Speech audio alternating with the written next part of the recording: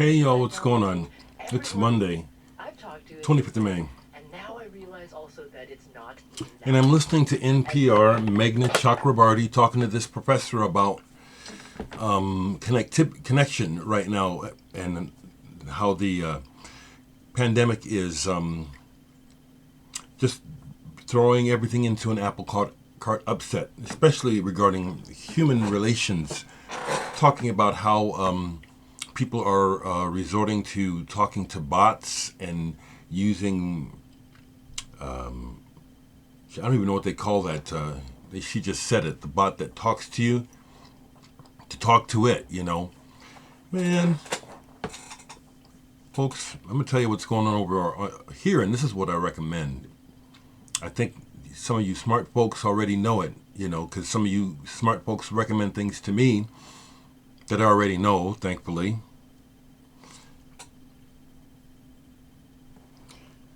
You know what I'm doing, and what I have been doing is I go outside pretty much every day that I can. We're having some rain, so that dampens it. But what else is happening? It's not just me. My neighbor, who's my cousin over here, is coming out regular now. Well, really isn't anything new, but it's more nuanced. We are coming out to see each other and to connect. My neighbor across the street, Gary, comes out every day. We talk every day.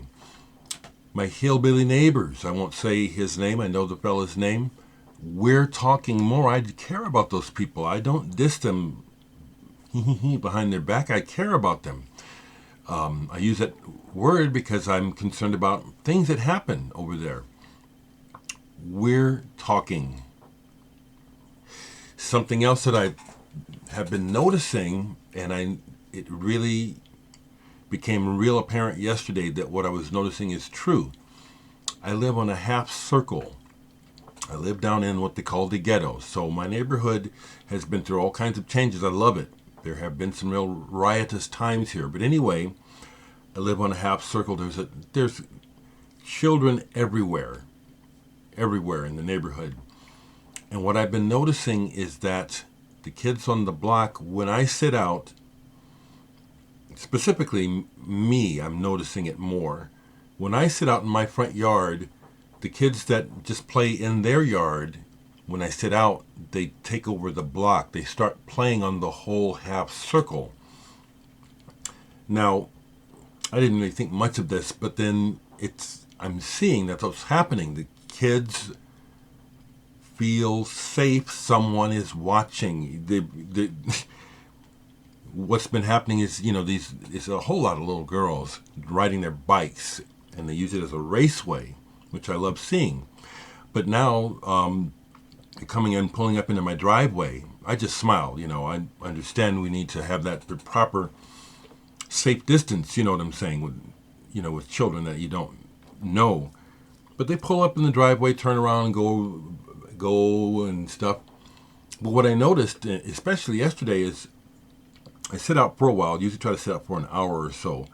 And as I'm sitting out, they come out, and there's some on this end and there's some on this end, and they end up coming and playing in the middle, up and down in front of the street where I live. It's like they are aware that they're being monitored, watched. Somebody's watching out for them. I can tell. The other thing that I like seeing is, my neighborhood was primarily black when I moved in 30 years ago. Now it's black, Mexican, and Asian. And this I really like seeing is that the kids all eventually find a way to play with each other or kind of be around each other. Like there's this Mexican family and they have their kids.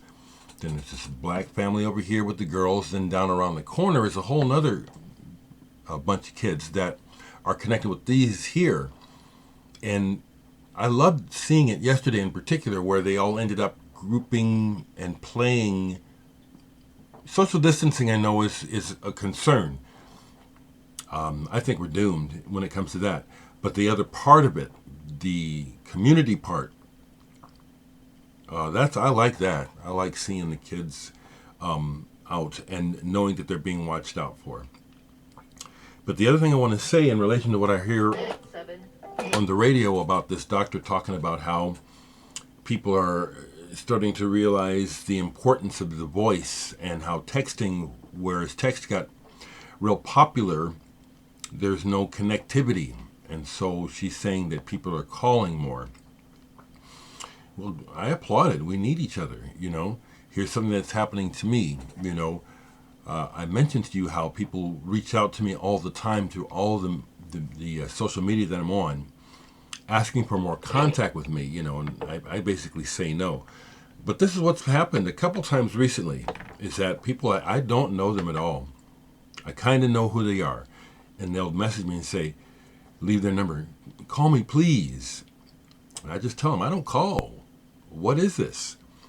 And they want counseling and reassurance, And I'll give them a word, but I'm not calling because as a retired professional, and I worked 30 plus years in the profession, and that's how I was able to buy this house. It started before my job I retired from.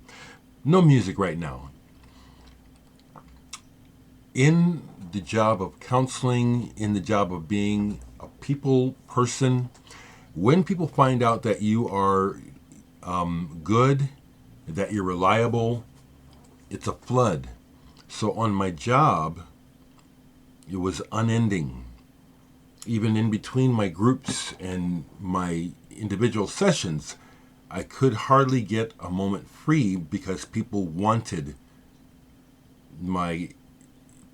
whatever they needed from me. I'm saying that we all have this ability to be there for one another. So I'm encouraging people to take the challenge on of being more humane and more connected and be try to be more loving.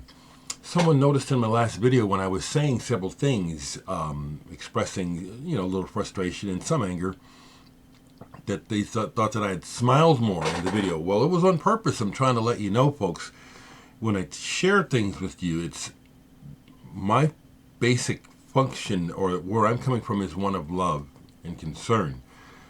But honesty, so I tell you what I'm thinking. And when I get irritated, I let you know. Because as much as I love people, people are very irritating. So isn't that interesting? But now is the time when I keep saying it, this is a chance for things to change for the better. It's going to be up to us regular people like us to make things change for the better, because our leaders, as you can see, are stuck on stupid. They want that money. They just want to just keep going with the money. Before I go, I will try to share one thing with you, because I have not been playing. I didn't play hardly any records yesterday. I worked on getting myself more familiar with the upgrade to my Reason software. So what am I started working on this? A couple things. Very, very basic things.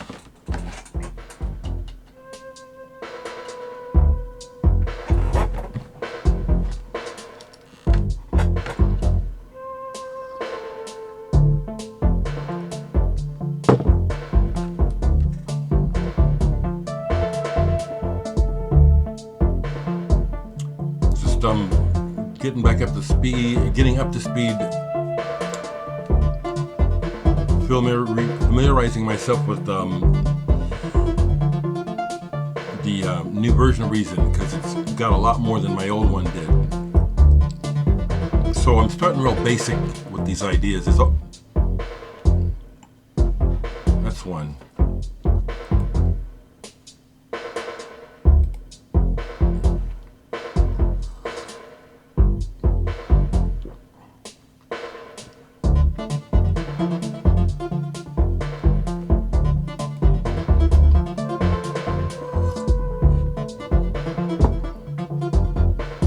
Not too bad, eh?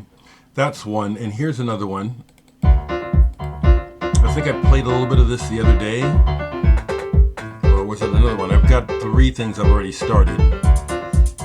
And I start real basic here. Straight ahead beat.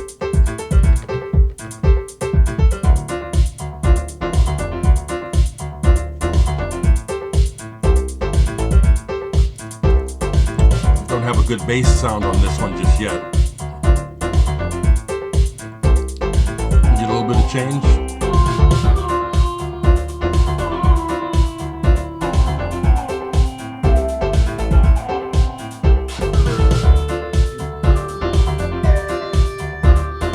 Good way to spend the time being creative.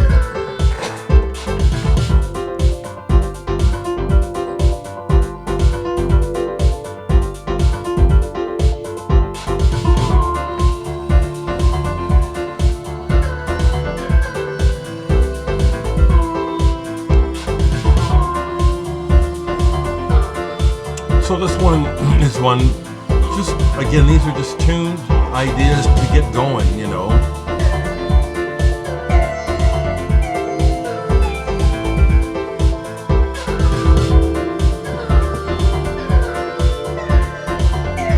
But I don't play the blues. No reason to play anything bluesy.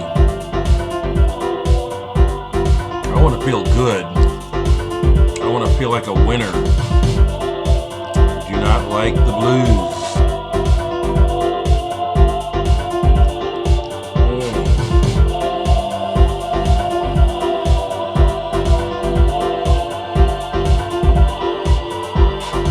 See, I'm just started with this, but already there's something going on. I like it. Then this next one is real cool.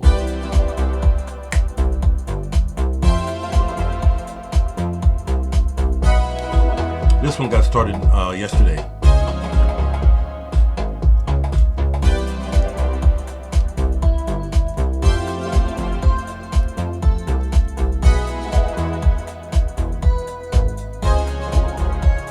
Yeah.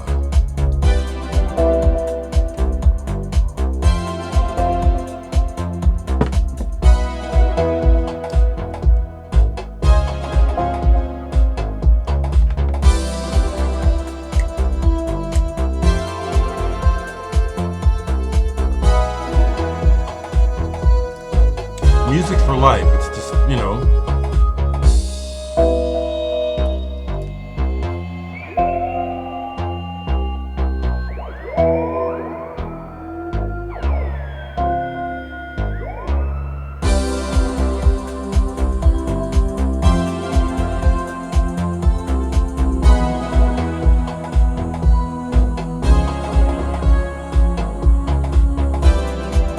Yeah, I want to remain optimistic and, you know, up.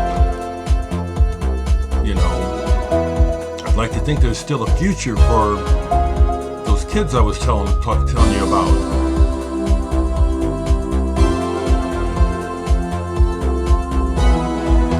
So that's what's going on over here.